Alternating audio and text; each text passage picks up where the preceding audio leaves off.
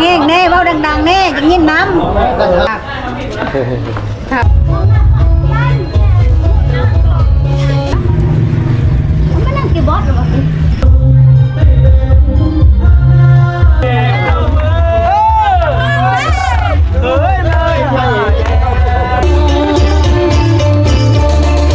สบายดีน้องลิน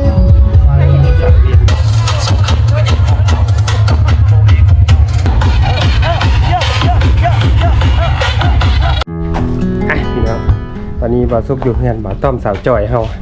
ก็คือมาพบกับบาซุปอีพีหนึ่งก็คือกำลังไปดองน้องพลอยอันช่วงนี้เพิ่นไปเฮ็ดอย่างไรมาเขียนบ่ประมาณมาเขียนเนาะน่าจะประมาณมาเขียนพี่น้องพออันนี้เป็นอีกตอนหนึ่งเนาะเพราะว่าช่วงเช้านี้เป็นตอนหนึ่งเคยแล้วฮะมาเขียนพร้อมแล้วพี่ต้อมเคยน่าดีเลยสบายดีสบายดีมื้อนี้สิห้องเพลงสู่ฟังแม่นบ่ยังอยู่วันนี้ยังแอบอยู่ตอนนี้ผ่านมาปีนึงแล้วยังบ่ได้ห้องเพลงสู่ฟังเนี่ยพี่ต้อมแล้วเนาะยังเพิ่นว่ายังไปซ้อมก่อนอีกไปซ้อมอีกเดือนนึงแล้ววะไปเดี๋ยวเอาไปเนาะพี่ต้องเนาะพี่ต้องเดี๋ยวเข้าไปดอกเบิ่งดอกพ่อยครับพี่น้องไปบรรยากาศอยู่บ้านน่าดียังงามคือเก่าพี่น้องเฮ้ยมาบรรยากาศงามดีได้มานาดีนี่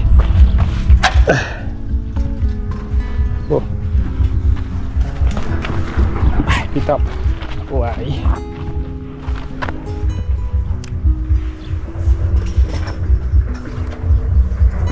ตู้มันออกหลายงานหลายแล้วมันไปมันเลยมันเซอร์เลยเนาะมันเซอร์แบบไปไม่ถึง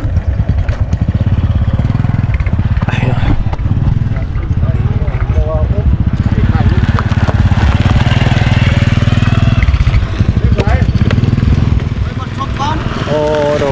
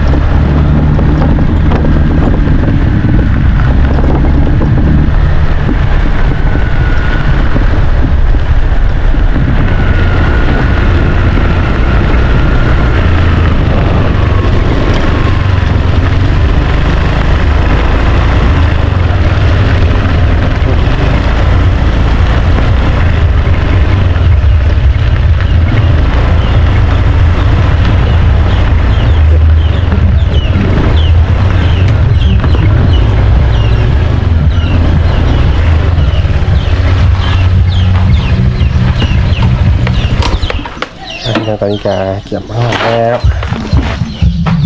ยอกระเป๋าเก็บไปครับ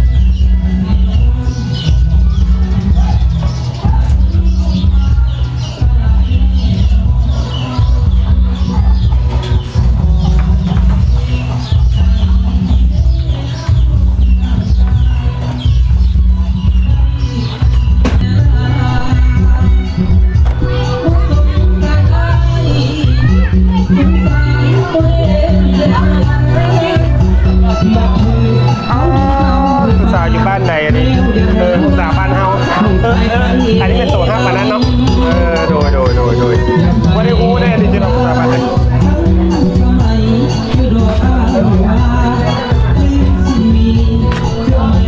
พี่น้องก็คือดอกทางเงินเจ้าบ่าวพี่น้องมาเบิ่งเงินเจ้าสาวเราอีก เจ้าบ่าวเด้อพี่น้องอันนี้เงินเจ้าบ่าวเงินเจ้าสาวทั้งพี่เนาะสบายดีเราจะอยู่บ้านนี่ป่ะ แม่เขาอยู่คนไร่ ผู้ไรทางใดเนาะ ทางนั้นไปทางไทยใหญ่มีสลา โดยบ้านเต็ดกับแม่นขึ้นทางนี้ป่ะ แม่ตอนนี้ไปนั่นเดี๋ยวก็หมดแล้ว บ้านเทิงนี่เห็นป่ะโดยเป็นบ้านอันเป็นมื้อนี้มันมีคนเสียบอกเมื่อก่อนแม่นบ้าน แม่อยู่คนสะอาดเสียแต่ว่าบ้านควายอยู่นั่นไกลลงไปคนบ้านเลย โดย คนไทยใหญ่ เป็นบ้านขวัญควายบ่แม่น โบแมนอยู่ไกลคนควายไปแล้วก็เห็นบ้านควายเลย โดยอันนี้คือสาวอ่ะ ด่า สาวดาโดยแม่น้ำไผ่สาวดา มาดองเนาะมาดองเอ้าคือยินเสียงโทรศัพท์อยู่นานเบิ่งเลยไหวย่ออ่ะตามสบายเลยไปต้องไปแนวใดไปทางนี้บ่ อันที่ไปหามูอยู่ ไปตามสบายเด้อขอบใจ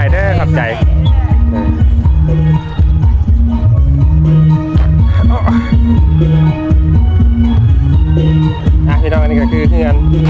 เจ้าสาวสาวครับปันเซินเพื่อนบ่เพื่อนเนาะปันเซินผู้เดียวกับลังเนาะกับลังแม่พูดอะไรจังน้อยพูดอะไรเนาะเปิ้นมัดเขียนหรือบ่ตอนนี้ยังบ่เปิ้นมัดเขียนยังหรอท่านจะบ้าเงี้ยเคยมาแล้วยังอยู่เนาะผู้ใดนี่สบายดีบุญนี้แหละบัวก่อนหมู่อันนี้เป็นมาเข้ามาสร้อยดองมาละโดยมีทางก่อนมีทางเงินพร้อมโดยแม่กับไผ่สามีได้แม่บอโดยอาหารนี่ก็คือสาวพุทธเนาะไปตามสบายเลยเนาะตามสบายเลย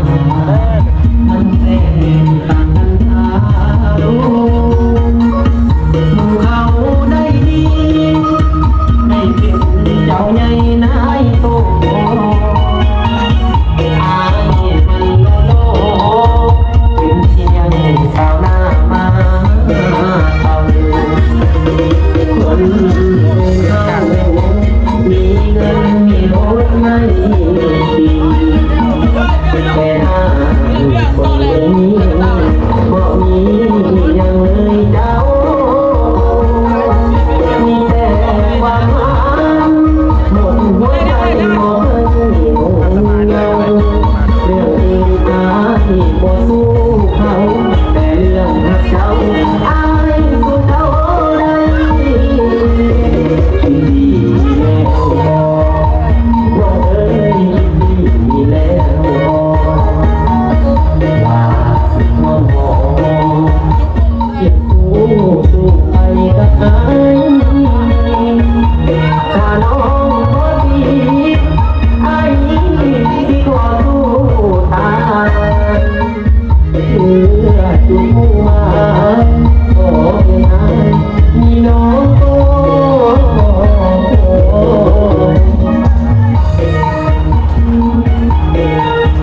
อันนี้เป็นพระเข้าลูกตาเนาะ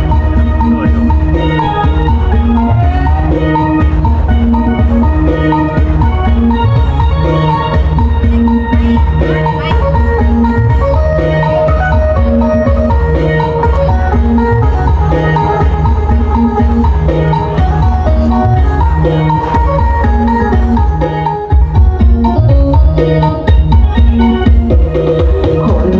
เดินเข้ามีเงินมีรถให้ขี่แต่อายคนนี้บ่มียังเลยเจ้ามีแต่ความหาเอาแต่หาไว้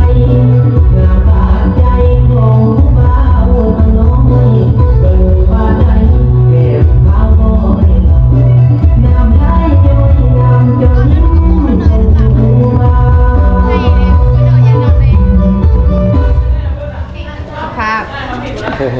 ภาพประดับเนาะเต็มคืนเนี่ยน่ะยังไม่ไปอ่ะ อันนี้กะแม่นหน้าสาวป่ะแม่นแม่นอ่ะหน้าสาวล่าป่ะ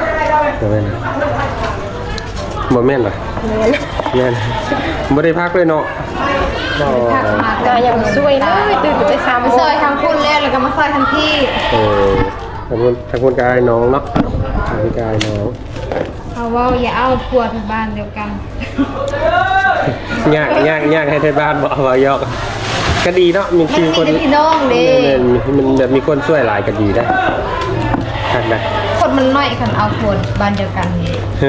แยกกันนะ เป็นอย่างจะไปคนมันนะ เอาแยกกันเฮ็ดแยกกันเฮ็ด เออ ปกติคันว่าเขาผัวบ้านอื่นกัน ทำมาซอย คนมาซอยหลาย เออ มีเวลาเปลี่ยนแปลงน้ำเนี่ย เออ อันนี้เราไม่ได้อาบอะไรอื่น เอาไทยบ้านเดียวกันเนาะไอ้น้องก็ต้อง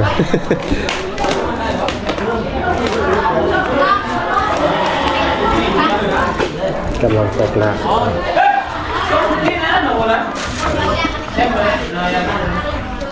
ทางเจ้าบ่าว70บาทเห็นสองห้อยมาเชิญเนาะเจ้าสาวประมาณ40เนาะเอาบัตรมาส่งแล้วเพิ่นส่งแขกเจ้าบ่าวต้องให้แขกเจ้าสาวต้องให้ แขกเจ้าบ่าวต้องเป็นคนให้เจ้าสาวแล้วล่ะเบียร์บ่ เนาะบัตรเชิญนะ มาเสริม ทางกระเป๋านั่น เนาะของเจ้าบ่าวกับเจ้าบ่าวเจ้าสาวของสาวแยกกัน เออ เอาไปใส่ดู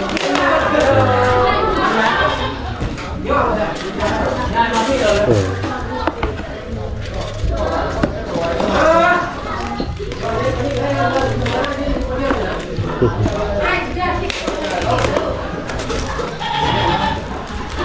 ปีนึงก็เอานั่ง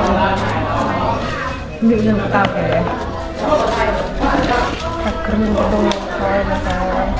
มันมีระจำนวนครึ่งนางเลย อะไร เอาอันได้เห็นงานเขา หาเลยไม่ตั้งใจอยากให้อยากทุกข์ฮะคุณโอ้ไปแล้ว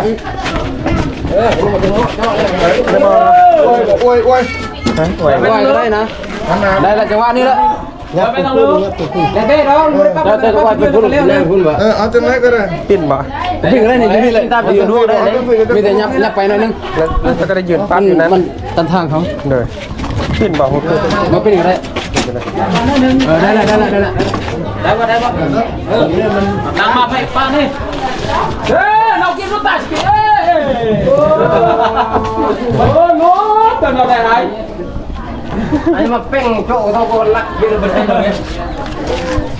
กินรอเนี่ยกินลำบ้าเลยพอดบ่นี่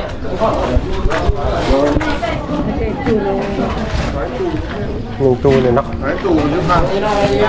เท่าอีกแล้วเราไม่ยอมได้หรอ เอาตู้เดี๋ยวใส่ที่ต๊อกเออ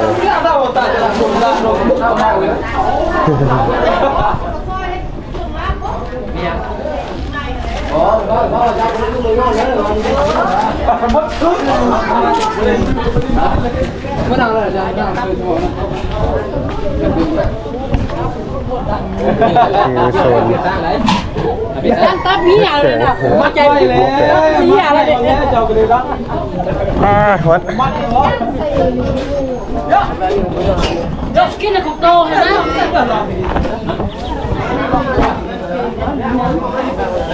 ยังบุญยังบุญอยู่ข้างอยู่เลยครับ ถ้าพี่ต้อมตู้ละป้าอยู่พี่หรอตู้ละป้าพี่หรอแอมละป้าพี่หรอ ที่เขาเขา เออ จะให้ทำคนนี้เลยให้ทำคนนี้บอกได้ไหมได้ป่าไว้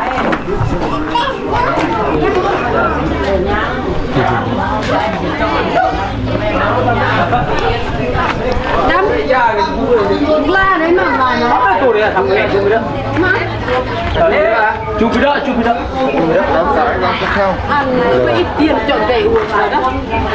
โจ้เลยโจ้โจ้ อันใจหัวโอ้บ้านอดพนัยนะ โจ้เลยดูนี่เลยว่าที่ไหนได้ได้รู้ได้อยู่ว่าเขาเรียกอะไรพวกไปบุญไปอยู่กับปั้นเจ้านี่ดูไม่รู้ว่า เอาอีกเตียนกับจดใจหัวนี่นะนอกไปคนเล่ เพิ่นว่าหยัง ชุดเนี่ยเช่น65นะเออ จอบเบรกเช่นมาลายคนเที่ยวเจ้มันยังหนึ่งปุ๊บขึ้นเลยเช็ดเจ็ดเช็ดเต้นหรอเขาเศร้าหรอ กินกินได้กินบ่พูดพูดได้เราให้เอานั่นเนาะ มัด18แล้วได้ชื่อแต่แม่งอันนี้เด้อกินเล็กข้าวชก กินแล้วกินบ่พูด อยากกินในหนูยังมันมีผู้สาวถ้าเป็นลูกเคยก็เด้อ เลย เป็นเคยที่บ้านได้เด้อทองกันตอนเราจะพาไปจะกลับยังแช่บะเรา มากขนาดเนาะเรียบให้กินน้ำแบบจ้าเป็นซีบอลจะชื่อแล้วตื่นจะลาหรือตื่นจะลาไม่อื่นเนาะตื่นจะการเรื่องอันไหนโต๊ะทำไมใช่โต๊ะทำไมเดี๋ยวอยากขนาดจะเจอเลยดีกว่าก็ถือกินนั่นนี่ทำยังไงว่าตอนเที่ยงก็จะยังมาวันอะไรสวยเนาะ ยังมาแจกมองช่วง11 โมง 2 โมงโอ้ยมันนั่งนั่นนี่ปลายังดูเทนต้องการมีเชื้อมาโจทย์อีกอยู่ตอนนี้หากับ9 โมงสวย 9 โมงแล้ว9 โมงเจ๊ต้องมีคุณหนักเจ๊จะเบากันแล้วมันแห้งมากถึงมีคนบอกเคยเคยอ่ะตีน่ะ9 โมงจะกระโลม9 โมงนี่พี่ชอบใครเนาะเด็กๆดูวิวนะให้มันเดียวปุ๊บแต่เช้ากันแล้วเช้ามาพี่ต้อมแป้งใส่ตู้โทรศัพท์ปึ๊บเพลง Ra đây chưa biết rương về đâu. Biết rương đã. ข่าวแล้วป่ะยก โดยกินแล้วกินแล้ว เบียร์ดิ เบียร์นี่ยังแต่กินตามหลังเบียร์นี่เลยต้องกินข้าวต้องกินเบียร์นั่นเลยนะเลยตามหลังเบียร์เอาวะเดี๋ยวแต่งไม้กัน ยื่นไปเลยนะหนึ่ง เลยแต่งไม้กัน เลยนะ แต่งไม้กันเลย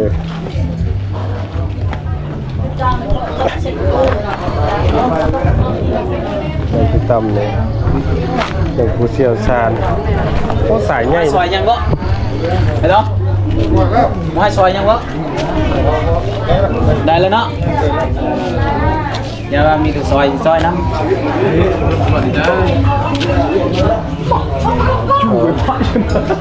จุ่มไปแล้วร้านกันนะร้านหลอกกว่าเบี้ยกันเตี้ยกัน ตอนนี้มันกำลังเซ็ตข้าวต่อเนาะ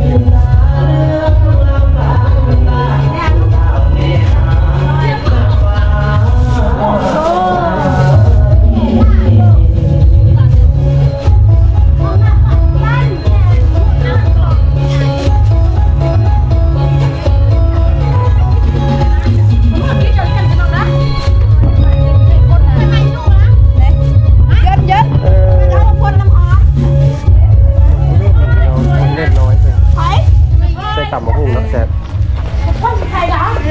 นี่ก็คือเพิ่นฟักมะฮุ่งเตรียมให้ดอก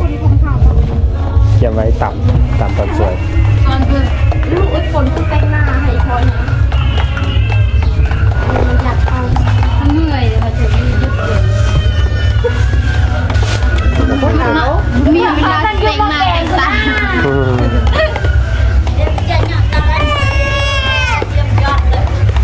อย่าไปชอดีนี่เลยเยี่ยมต้องเอาหอมนะอ๋อจ้าเอาไว้เลยนะ มะฮุ่งเลยว่าเพิ่นว่าหยัง เอาคนพบเจ้ไทยเหรอคะคักเนาะบ้านเฮาเนาะไทยบ้านเดี๋ยวเฮาก็ว่าภาษาเฮาเนาะแม่นบ้านอื่นก็ว่าภาษาอื่นภาษาลาวเอาคือว่าได้หลายแนวแท้ เข้ามาถึงนี้เคยก็ยังงงมัดเอาเงินเราเป็นไทยบ้านนี่ว่ะเอาบวกเอาไปสั่งดูเอาไม่คิดไปย่างหาโต๊ะคนไหนเป็นคุณนุ้ยจะไม่คิดแบบอะไรคือกำหังใหญ่ไปหาอยู่โต๊ะพูดเลยขอนะเพิ่นความไม่คิดแน่แม่น้ำพูน้อยกับว่าลาวก็ได้เว้าไทยเฮาก็ได้เขาก็ฮู้คือกันโอ้คักเนาะเขาให้หมูกับผู้ใหญ่ตัวเหมาะ ใหญ่กุ้งใหญ่เลยใหญ่คนเหลืออยู่ในนั้นตอนอะไรมือเจ๋งอ่ะมือก็เจ๋งใหญ่ไปมันห้องกัน ซอยเวียดกัน แม่น เวนธรรมดาเบิ่งเฮือล้านเฮือไหลตั้งแต่เมื่อคืน กินในหม้อเลยเนาะ ซีมเหรอซีม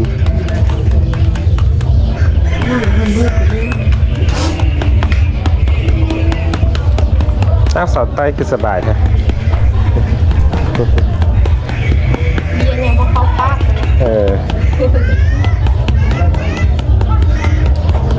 วันเอ้ยดิบยันแล้วลูกไปหมดแล้วลูกบ้านนั้นนี่มาเช็คเงิน จะได้เชื่อวันนี้ ก็มาดิมึงไม่ใส่นี่เด็กไปมุกบ้านเขาใช่ไหม ก็โหก็ติเจ เจ๊เจ๊บ้านต้นไงลูกก้อนมาพาตู้ได้ไหนนะบางไหนนะ พาน้ำตาย่อยนะ ยังเนาะ เด็กน้อยหลายเนาะมันหลายคน นั่นเป็นมือเดียว มันใหญ่มาเป็นสาวแห้งร้ายเลยเนาะ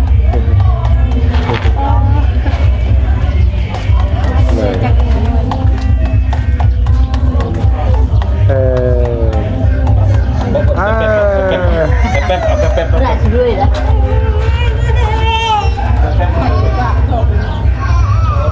อะไรขี้จะสมมุติ กำลัง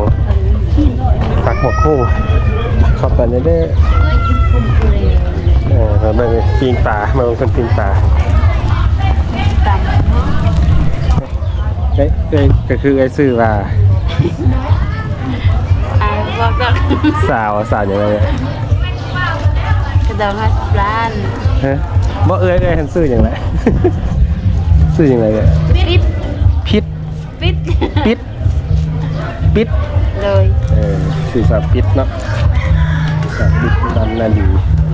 ถ้าเป็นไทยก็คือเป็นไทยบ้านนาดีนี่แหละ ตอนที่ อ๋อบ้านนาดีทั้งไทยทั้งเคยเนาะรู้มั่นขยันขนาดเลยสามัคคีกันสามัคคีกัน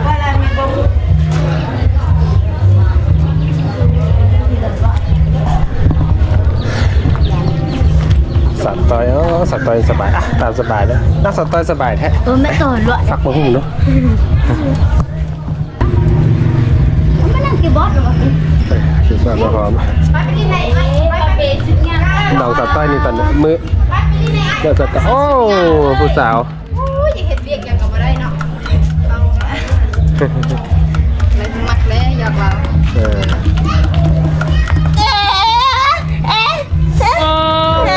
ไม่ฉันรักคุณบักเบาเลย เพื่อนบ่เราให้บอกให้นางไก่ผู้สาวเราให้ เงินใดก็เต้งโคโคตาเดี๋ยวนั่นยังทำยาอยู่ เราไปเปย์มีชุดดาวอันนี้โอ้เล่จุ๊บไปเยอะละ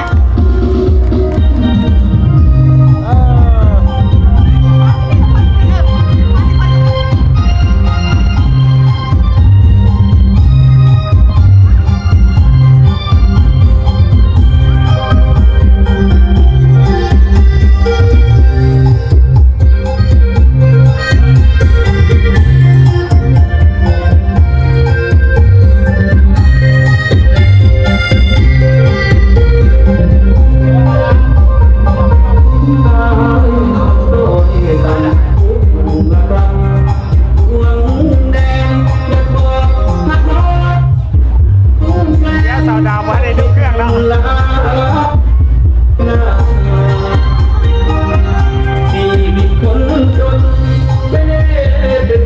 สบายดีมา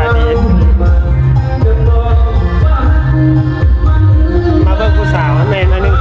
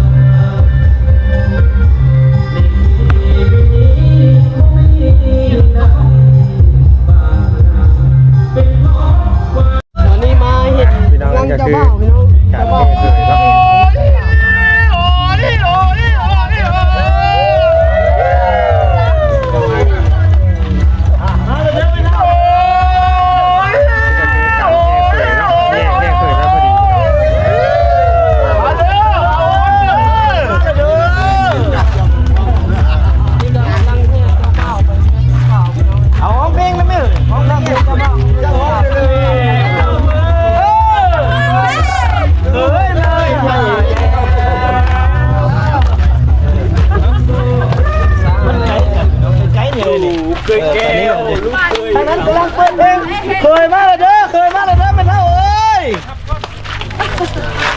มีอยู่บอกประตูขั้นเหมือนประตูเพชรฮะ นี่ยังมีอยู่ดอก มีอยู่ดอกเอามาแล้วพี่น้องแค่เคย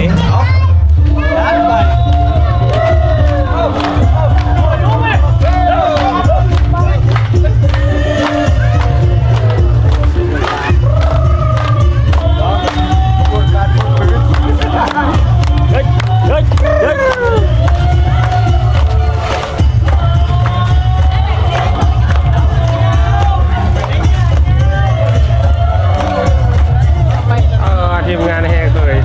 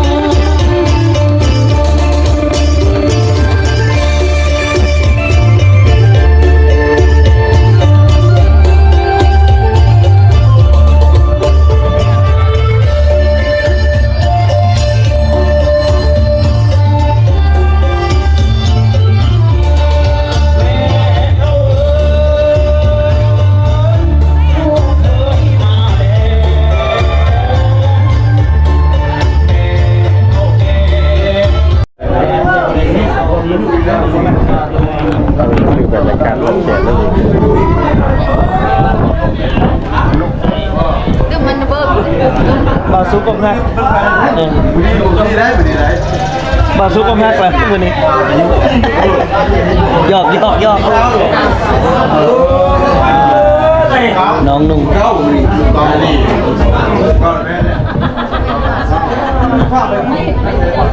เป็นนายประซุกมาร่วมงานน้องพลอยรู้สึกยังไง ก็ดีใจนี่ได้เป็นครอบครัวนะเป็นครอบครัวแต่แล้วก็ตลอดต่อไปเว้ย เขาโสดต่อไปมาแสดงความยินดีกับน้องพลอยนะแล้วจะให้น้องพลอยอวยพรให้ไอ้ซุปอะหาคู่ไว้เด้อนั่นน้องพลอยเนาะ อันนั้นเอาถ้าเอาลูกสาวอะถ้าเอาลูกสาวน้องพลอยไอ้ซุปถ้าเอาลูกสาวเจ้าน้องพลอยไอ้ต้นแค่ว่าชิบลักไม่ทำไปเท่ามันชักทุกคนน่ะเนาะ ให้ข้างหน่อยได้ผู้สาวน้อยเลยโบเป็นน้อยหนานะ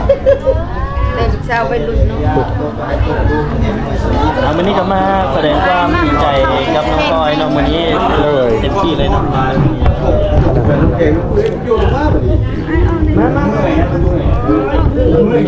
ไปใส่กันเนี่ย เห็ดน้องเห็ดได้ใส่เมนเข้าข้ามก็ว่าเข้าข้ามมอดเมนของเจ้าบ้านสอนหาม อดเท่านั้นแค่เท่านั้น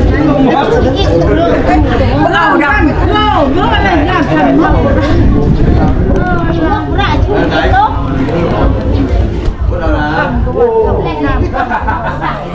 ลืมลังเบาะกับลืมนะการ แสดงความยินดีเขานี่เขาไปกินน้ำน้ำเบิ้ลบรรยากาศไปเรื่อยๆ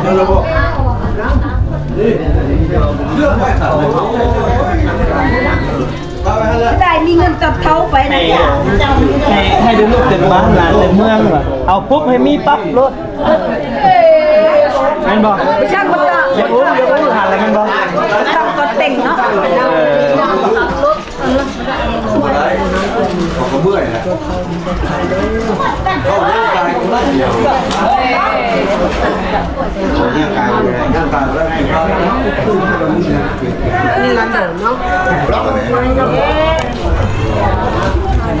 เที่ยวไปเที่ยวมาใต้เอาพี่น้องมันอาทิตย์นึง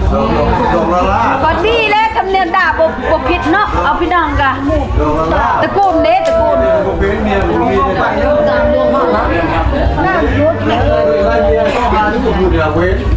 บัตรปะไว้อยู่พุ่นเลยสิบ่ได้เอามาส่งเด้อสิมัดแขนเลยเด้อน้องเด้อสิกลับไปกลับมาอีกแล้วขี้คร้านไปแล้วจงไว้ให้เฮาเลยได้ฝ่ายเห็นไหมจงไว้ช่องไว้ช่องไว้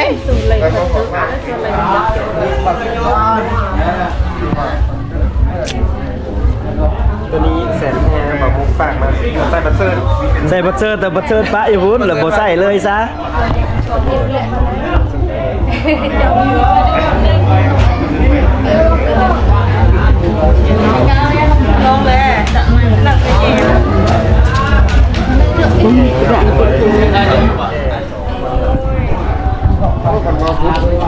เว้าแห้งๆแน่เว้าดังๆแน่จะยินน้ำ พระทรงเจ้าไว้ต้นนี้ละ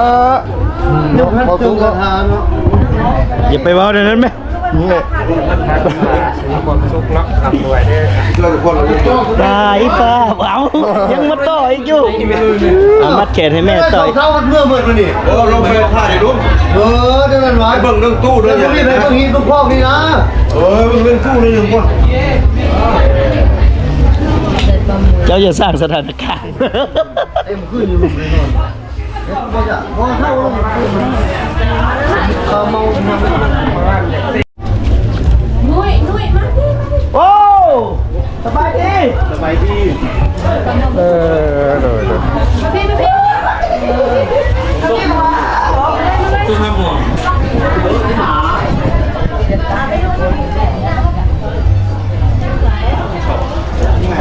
มาพอยสละโสดแล้วพี่น้องตอนนี้แต่งงานเป็นที่ยังน้อย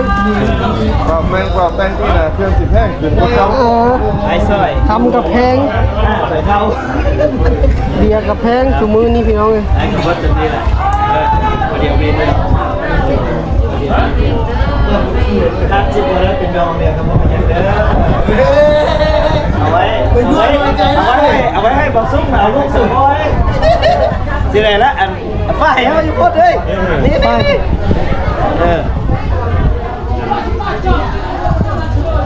บได้เป็นเกี่ยวเป็นดองเป็นไอ้เป็นน้องเนาะ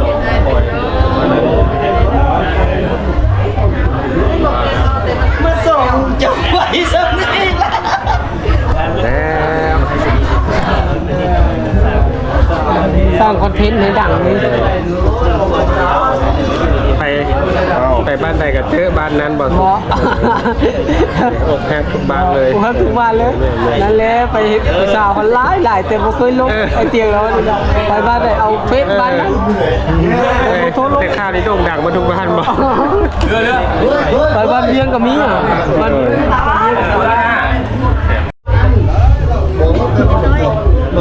เอานี่ก่อน โอ้แฟนใหม่บ่ว่าตายคือนั่งไกลกันนะลายยอกให้แต่ก็มาฮอดมาแต่บ้าน ทางยากอีหลี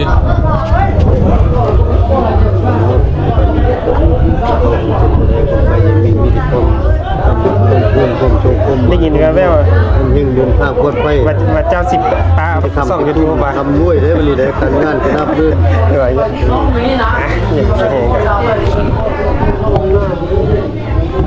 สาวท่าแขกมาเดินเหมือน มาบอลนั่นกัน เมื่อเด้อคิดว่าผู้สาวเกาหลีบ่แม่นเนาะ ชื่อแอดมึงไอ้พวกข้างไปนี่ตัวเป็นที่โต สาวท่าแขกเนาะสาวท่าแขกจะพูดงามๆเนาะ มีคนงามๆเนาะ ใส่กับงานนะ เลย กินทุกคนเลยล่ะ นี่ก็คือพี่น้องครับพี่น้องเพิ่นมาแต่ท่าแค่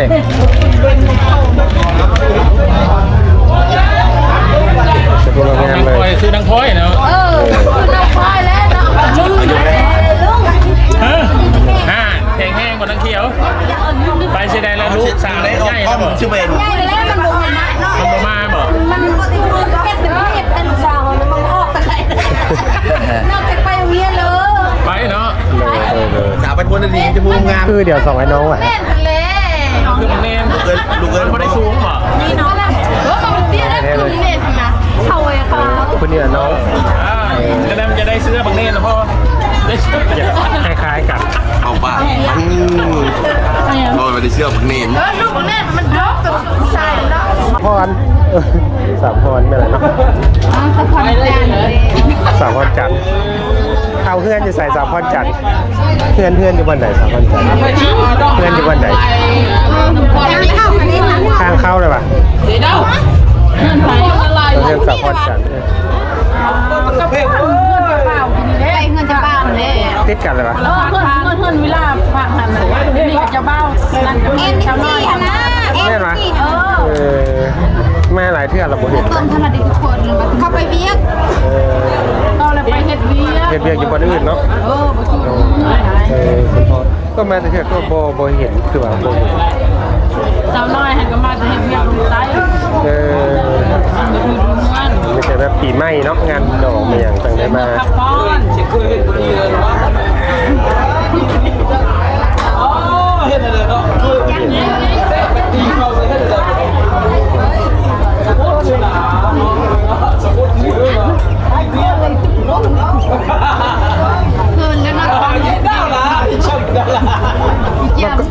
กล้องนี่บ่ได้เอาลง Facebook ได้ต้องเอาลง YouTube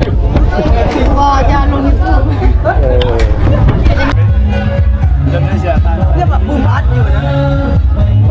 สาวบ่าวเต็มเลย อันนี้ก็เป็นพระเอกเจ้าสาวพี่น้องเพื่อนเจ้าสาวที่แบบจันรอส่งบัตรเชิญ แต่ผู้สาวยังบ่ทันได้แต่งงานแต่คนได้นี่พี่น้องนี่ พี่น้อง ยังบ่ทันได้แต่งงานแต่คนอันนี้เป็นสัจจัน อันนี้ลีอันนี้ แสงสัจแสงว่าอันเห็นได้ตา อันนี้เป็นน้องใหญ่พี่น้องสบายดีน้องใหญ่สบายดีน้องลินแล้วก็เป็น บ่าว ผู้บ่าวผู้เพลวพี่น้องผู้บ่าวผู้เพลว ไปเอาเลยนะเ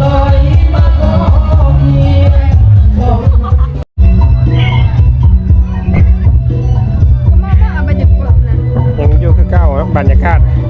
ครับบรรยากาศอยู่บ่อนครับบัดเซิน สาวหลายเนาะ สาวหลาย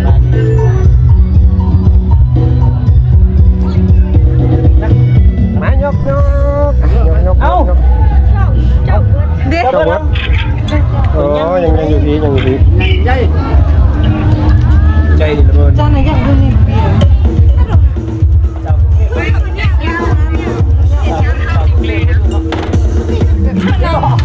สาวกรุงเทพสาวกรุงเทพเฮ้ย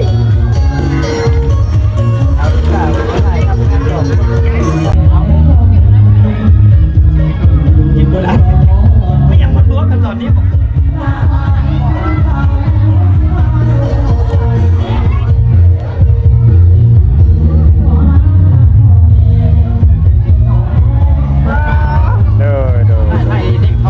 ตามสบายเลยนะตามสบายเลย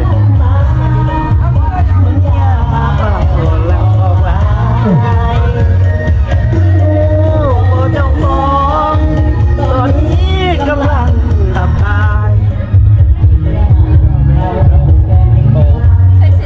ทักแท้เพชรไกซิดขอเอาผู้สาวนั่นนี่ยังเหลือดอกบัวซุกเลยเลือกเอาเลือกนี่